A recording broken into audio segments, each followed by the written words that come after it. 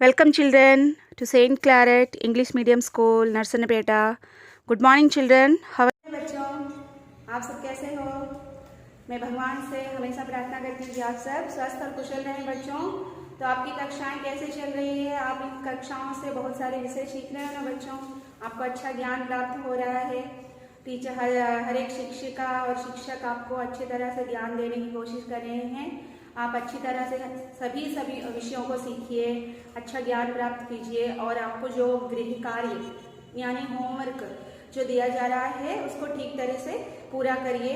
और जो भी प्रश्नोत्तर है, क्वेश्चन आंसर्स जो भी दिया जा रहा है आपको ना, वो आपको अपनी कॉपी में लिखना होगा और अच्छी तरह से सुंदर सी हैंडराइटिंग में आपको उसको अपनी कॉपी में नोट करना है। तो है ना बच्चों? तो आज मैं आपकी हिंदी अध्यापिका सुधा लक्ष्मी आज आपको कक्षा 5 यानी क्लास 5 सब्जेक्ट हिंदी, विषय हिंदी के अगले पाठ जो हमारी नई पुस्तक है ना बच्चों, कौन सी पुस्तक है हमारी नई पुस्तक? हिंदी सुरभि, हमारी नई पुस्तक। तो हिंदी सुरभि से आज हम अगले पाठ 7 लेसन 7 के पाठ को आज हम पढ़ेंगे। तो आज का जो हमारा पाठ है, कौन सा पाठ है बच्चों? पाठ का नाम क्या है? शीर्षक सींग अच्छे या पैर, सींग अच्छे या पैर। तो पाठ को शुरू करने से पहले मैं आपको इस शीर्षक के बारे में छोटे से मतलब बताना चाहती हूँ कि ये क्यों ऐसा शीर्षक दिया है। तो देखिए बच्चों, हमारे जीवन में कुछ भी मतलब भगवान जो हमें प्रदान करता है, कभी कभी हमें लगता है कि मुझे इस तरह का नहीं, इस तरह का होने से मतलब सोचिए, हम कुछ बच्चे बहुत ही सुंदर होते हैं, कुछ बच्चे बहुत ही बदसूरत होते हैं, कुछ बहुत गोरे होते हैं, कुछ बहुत काले होते हैं, कुछ ये सब गोरा काला सुंदर ये नहीं, कुछ बहुत अच्छा पढ़ते हैं, कुछ बहुत अच्छा लिखते हैं, कुछ बहुत अच्छा गाना गाते हैं, दौड़ते हैं और बहुत सारे अन्य कार्य करते हैं। तो हमें लगता है कि नहीं, दूसरों की ओर देखकर मुझे ये मतलब वो लड़का कितना अच्छा से, वो लड़की कितना अच्छे से गाना गाती है, मुझे भगवान ने इतनी अच्छी सी आवाज़ नहीं दी है, मैं गाना नहीं गा सकता। लेकिन हमारे अंदर भी एक दूसरा गुण होता है, हम गा नहीं सकते लेकिन हम अच्छी तरह से लिख सकते हैं, नहीं तो अच्छी तरह से दौड़ सकते हैं, नहीं है तो अच्छी तरह से पढ़ सकते हैं। तो हर एक मानव में भगवान कुछ ना कुछ गुण देता है, तो हमेशा उस दिए हुए गुण को हमें अच्छी तरह से उपयोग करना चाहिए, है कि नहीं? For all God has given so many qualities, so we have to improve those qualities and we have to do our work. Okay, we have to give our best, है कि नहीं? यदि हम हार्डवर्क नहीं करेंगे अपने गुणों के ऊपर, जो लड़का एकदम ज़्यादा याद करने का उसको शक्ति होती है, याद करने की शक्ति होती है, यदि वो याद करने की शक्ति होती है तो वो बहुत सारी किताबों को पढ़ सकता है, मतलब जैसे जी के किताब को पढ़कर अच्छे उसको जो भी आएगा उसको अपने दिमाग में वह रख सकता है कि नहीं, याददाश्त इसकी अच्छी होती है। तो इसी तरह हमारे अंदर जो भी गुण होते हैं वह भगवान का दिया हुआ होता है। So God only is giving all the qualities in the humans, okay ना? So for humans God only given the all the qualities, so we have to use that quality, we have to see that qualities, we have to use that, we have to improve, yes or no? तो हमें उन गुणों को मतलब improve करना है, उन गुणों को बढ़ाना है और अच्छी तरह से उन गुणों के ऊपर क्या करना है? परिश्रम करना, हार्डवर्क करना। तभी हम आगे चलकर भविष्य में इन फ्यूचर हम कुछ ना कुछ कर सकेंगे, कुछ ना कुछ पा सकेंगे और अपने जो होता है ना, in English we are saying we can reach our destination, our goal, we can success, okay, in future if we are doing hard work on our qualities, if we are doing hard work on all the things, if we are unable to read, if we will try only we can read, yes no? So I don't know to read, I don't know to read, if we are saying going on saying really the end of the life also we are unable to read only. If we will try only, we will do hard work only on that, we can get success, yes or no? यदि हमें कोई भी चीज नहीं आती हो, कोई भी काम नहीं आता हो, हम उसको करेंगे तो ही हम सीख सकेंगे, है कि नहीं। तो इसी तरह यहाँ पे छोटा सा पाठ है, यहाँ पे पाठ जो है एक जानवर के ऊपर लिखा गया है। तो एक कहानी, एक सींग अच्छे या पैर। सींग का अर्थ क्या होता है बच्चों? सींग। सींग का अर्थ होता है सींग। सींग माने हॉर्न। पैर, पैर का माने फीट। ओके, तो यहाँ पे सींग और पैर दोनों में से क्या अच्छा है, यहाँ एक जानवर सोच रहा है। दोनों में से मेरे शरीर के ही दोनों अंग हैं, हाँ। These are two parts of only one body, but which one is the best one? Which part is the best one? Horn is the best or feet is the best? तो यहाँ पे पार्ट जो है which are nice, horn और feet। तो मैं पहले पाठ को पढ़ती हूँ बच्चों। आप अपनी किताबें खोलकर पेज नंबर 31 पृष्ठ संख्या 31 देखिए। मैं आपको पाठ को पढ़कर सुनाती हूँ। हर एक शब्द का उच्चारण करना सीखिए और पाठ को सुनिए अच्छी तरह से। अब पाठ को शुरू करती हूँ बच्चों, ध्यान दीजिए। सींग अच्छे या पैर। एक घना जंगल था, उसमें एक बारहसिंगा रहता था। एक दिन वह सरोवर के किनारे पानी पी रहा था, तभी उसे पानी में अपनी परछाई दिखाई दी। अपने सींगों को देखकर वह सोचने लगा, मेरे सींग कितने सुंदर हैं, किसी दूसरे जानवर के सींग इतने सुंदर नहीं हैं। इसके बाद उसकी नजर अपने पैरों पर पड़ी। अपने पतले और सूखे पैरों को देखकर वह बहुत अधिक दुखी हुआ। फिर मन ही मन ईश्वर को कोसते हुए खुद से कहने लगा, मेरे पैर कितने पतले और भद्दे हैं। इतने भद्दे पैर देकर ईश्वर ने मेरे साथ अन्याय किया है। यदि मेरे सींगों की तरह पैरों को भी सुंदर बना देता तो उसका क्या जाता। उसी समय उसके कानों में किसी शेर के दहाड़ने की आवाज पड़ी। बारहसिंगा डरकर तेजी से भागा। उसने पीछे मुड़कर देखा तो शेर उसके पीछे दौड़ा आ रहा था। वह और अधिक तेजी से भागने लगा। भागते भागते वह बहुत दूर निकल गया। वहां रुककर उसने राहत की सांस ली। फिर पीछे की ओर देखा तो शेर उसी तरफ आ रहा था। उसने फिर आगे की ओर दौड़ना चाहा, किंतु एकाएक उसके सींग एक पेड़ के नीचे झूलती टहनियों से उलझ गया। बारहसिंगे ने अपने पैरों को जमीन पर टिकाकर पूरी ताकत से जोर लगाया। इस प्रकार उसके सींग टहनियों से छूट गए तथा वह तेज भागा। काफी दूर निकलकर जब उसे लगा कि शेर बहुत पीछे रह गया है और अब उसके पीछे नहीं आएगा, तो वह रुक गया और सोचने लगा कि मैं बेकार में ही अपने भद्दे व पतले पैरों के लिए ईश्वर को कोस रहा था और इन सींगों को सुंदर कहकर इनकी तारीफ कर रहा था।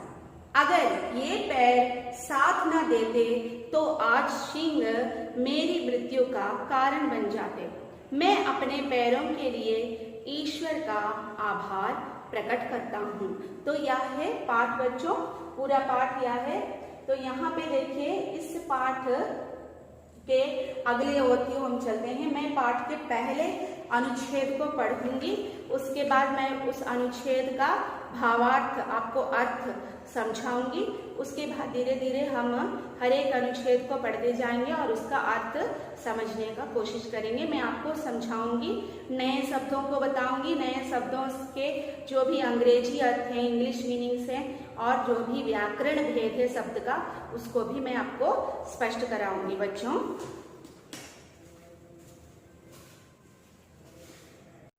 यह है हमारा पहला अनुच्छेद। पहले अनुच्छेद को मैंने यहाँ पे बोर्ड पर लिखा है। पहले मैं इसको पढ़ती हूँ, उसके बाद इसके अर्थ को समझाऊंगी। ध्यान दीजिए बच्चों, ध्यान दीजिए, प्रत्येक शब्द का उच्चारण सीखने की कोशिश कीजिए, उच्चारण समझिए और मेरे साथ आपकी पाठ्य पुस्तक को देखकर मन ही मन उन शब्दों को दोहराइए। तो यहाँ पे देखिए, एक घना जंगल था, उसमें एक बारहसिंगा रहता था। एक दिन वह सरोवर के किनारे पानी पी रहा था, तभी उसे पानी में अपनी परछाई दिखाई दी। अपनी सींगों को देखकर वह सोचने लगा, मेरे सींग कितने सुंदर हैं, किसी दूसरे जानवर के सींग इतने सुंदर नहीं हैं। तो यहाँ पे जो कहानी है, छोटी सी कहानी है लेकिन बहुत ही अच्छी कहानी है। तो इस छोटी सी कहानी का जो मुख्य पात्र है वह है बारहसिंगा। Who is the main character of this story? बारहसिंगा। तो बारहसिंगा को हम क्या कहते हैं? रेनडीर। बारहसिंगा रेनडीर। तो मैं आपको पाठ को समझाती हूँ बच्चों, उसके बाद मैं अर्थ को भी समझाऊंगी। तो यहाँ पे देखिए, एक घना जंगल था, एक घना जंगल। घना जंगल का अर्थ क्या होता है? Dense forest. घना मतलब बहुत ही बड़ा और घना, डेंस। हाँ, उस घना जंगल था, उसमें एक बारहसिंगा रहता था। उस तो वो जो घना सा जंगल था, आपको हम जंगलों में कौन कौन से हर जंगली जानवर रहते हैं ना जंगलों में, जैसे शेर, बाघ, चीता, हाथी, भालू, लोमड़ी और उसके बाद बारहसिंगा, हिरण, ये सभी जानवर जंगल में रहते हैं। तो इन जंगल, इस मतलब ऐसे जंगल को, ऐसे बड़े जंगल में जहाँ जानवर रहते हैं, ये जंगल क्या होते हैं? बहुत ही घने जंगल होते हैं, डेंस फॉरेस्ट कहते हैं। तो यहाँ एक घना जंगल था, घना जंगल था। तो इस घने जंगल में क्या रहता था? बारहसिंगा रहता था। बारहसिंगा मैंने क्या? रेनडीर रहता था। एक दिन वह सरोवर के किनारे पानी पी रहा था। तो क्या हुआ? जैसे आप मनुष्य, जो भी जीवित प्राणी होते हैं, living things, they want to they have to survive because without food, without water, without air they can't survive. Yes और नो? तो उन्हें जीवित रहने के लिए if they want to survive they have to take the food, water और air. Yes और no? तो यहाँ पर भी बारहसिंगा जीवित प्राणी है, जानवर है, तो इसे भी जीवित रहने के लिए भोजन की जरूरत है और पानी की जरूरत है। तो बारहसिंगा ने क्या किया? एक दिन उसने भोजन किया, कुछ घास खाए, कुछ पत्ते खाए और उसके बाद उसे जब प्यास लगी तो वह क्या करने लगा? वहाँ पे सरोवर के किनारे पानी पी रहा था। एक सरोवर था, जंगल में छोटे छोटे क्या कहते हैं, तालाब, सरोवर माने क्या होता है? लैक, झील, ये सभी होते हैं। यह बारहसिंगा कहाँ पानी पी रहा था? सरोवर। सरोवर का अर्थ क्या होता है बच्चों? लेक। सरोवर माने लेक। तो लेक के किनारे, किनारे माने क्या बच्चों? लेक के किनारे माने मतलब उसका जो भी होता है ना किनारा, कॉर्नर प्लेस। तो लेक के किनारे वह कॉर्नर में पानी पी रहा था। बारहसिंगा पानी पी रहा था क्योंकि उसे प्यास लगी थी। पानी माने क्या? Water, drinking. That reindeer is drinking water in the lake, corner of the lake. तो वहाँ पे why? Because that reindeer feeling thirsty. Yes or no? So that's why the reindeer is drinking water in the lake, corner of the lake. तभी उसे पानी में अपनी परछाई दिखाई दी। तो जब आप देख सकते हो आईना, जिस तरह मिरर, मिरर में हमें क्या दिखता है? मिरर के आगे हम खड़े होकर अच्छी तरह से सजते हैं, धजते हैं, अपना चेहरा देखते हैं, है कि नहीं? अपने आप को आईने में देखते हैं। आईना में क्या? Mirror. We can see our full face, our body, our reflect that picture we can see in the mirror. So as well as we can see in the water also. Yes or no? Our shadow we can see in the water also. So here also that is only happen when the reindeer is drinking water in the corner of the lake. The reindeer he saw his shadow in the water. तो वहाँ पे क्या हुआ? जब वह झुककर पानी P रहा था तो उसने अपनी परछाई दिखाई दी। वहाँ पानी में उसकी परछाई, परछाई का क्या बच्चों, परछाई का अर्थ है शैडो, शैडो दिखाई दी। अपनी सींगों को देखकर वह सोचने लगा। तो परछाई दिखी तो उसमें उसका चेहरा दिखा, उसके जो हॉर्न होते हैं, सींग होते हैं, उसका शरीर होता है, उसका आँख, मुंह, नाक सभी उसमें पानी में नजर आ रहा था आईने की तरह। तो उसने पहले अपने सींगों को देखा, सींग मतलब उसके हॉर्न जो होते हैं ना रेनडियर के, उसने पहले उसके सींगों को देखा और देखकर क्या करने लगा, सोचने लगा कि वह थिंक करने लगा, मेरे सींग कितने सुंदर हैं। रेनडियर के सींग बहुत ही सुंदर रहते हैं, दिखने में बहुत ही प्यारे लगते हैं, सुंदर, सुंदर मैंने क्या, ब्यूटीफुल। तो रेनडियर अपने मन में सोचने लगा, he is thinking in his mind, why, because wow, how nice, how beautiful, my horns are looking very beautiful, it is very beautiful कहकर वह सोचने लगा। किसी दूसरे जानवर के सींग इतने सुंदर नहीं है, शायद शायद जंगल में बहुत सारे जानवर हैं, in this forest so many animals are there, but like my horn any animal they did not get any like this horn, like this beautiful horn they don't have, yes or no। तो वह अपने मन में सोचने लगा कि मेरे जैसे सुंदर सींग किसी और जानवर के हो ही नहीं सकते, नहीं होंगे, है कि नहीं। हम भी सोचते हैं ना, जब हम लड़कियां होती हैं जो लंबे लंबे बाल होते हैं, तो बड़े बड़े बाल होते हैं, हेयर होते हैं, तो क्या सोचते हैं, मेरे बाल बहुत ही लंबे हैं, मेरे जैसे बाल किसी के नहीं होंगे। यदि हमारे पास कुछ भी नई कलम हो, पेन हो, अच्छी सी पेन हो, कॉस्टली पेन हो, तो हम सोचते हैं कि नहीं, मेरे जैसे सुंदर पेन, एकदम कॉस्टली पेन किसी के पास नहीं होगा। तो इसी तरह यह बारहसिंगा भी क्या सोचने लगा, मेरे जैसे सुंदर से, इतने सुंदर, इतने बड़े और जो सींग हैं किसी और जानवर के नहीं होंगे।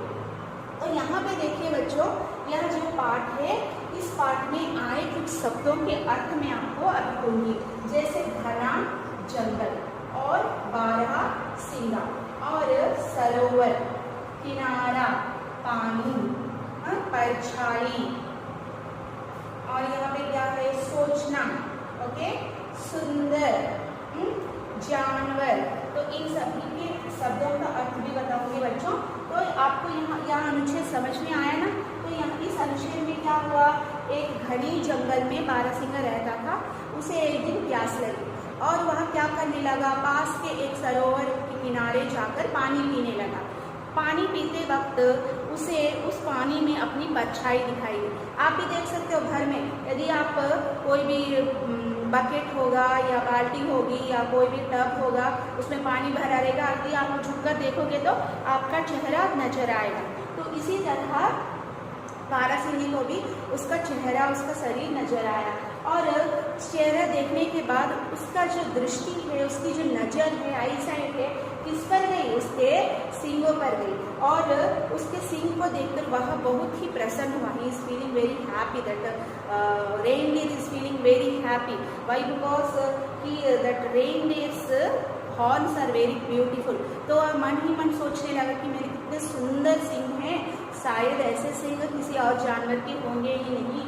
तो वह सोचने लगा, in this forest no one is there like my horns, they don't have, any animal don't have like this beautiful horns, those horns are I have। तो यह वह सोचने लगा।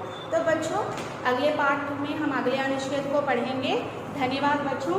तो इस अनुच्छेद में जो भी शब्द दिए गए हैं, मैं इन सबको आपको आपकी कक्षा में दूंगी, आपके जो मतलब वीडियो क्लास है वहाँ पे भेजूंगी। इन सभी को जो भी मैंने अंडरलाइन किया है, इन सभी शब्दों के अर्थों को, अंग्रेजी अर्थों को मैं आपको बताऊंगी और इस अनुच्छेद को आपको पढ़ना है।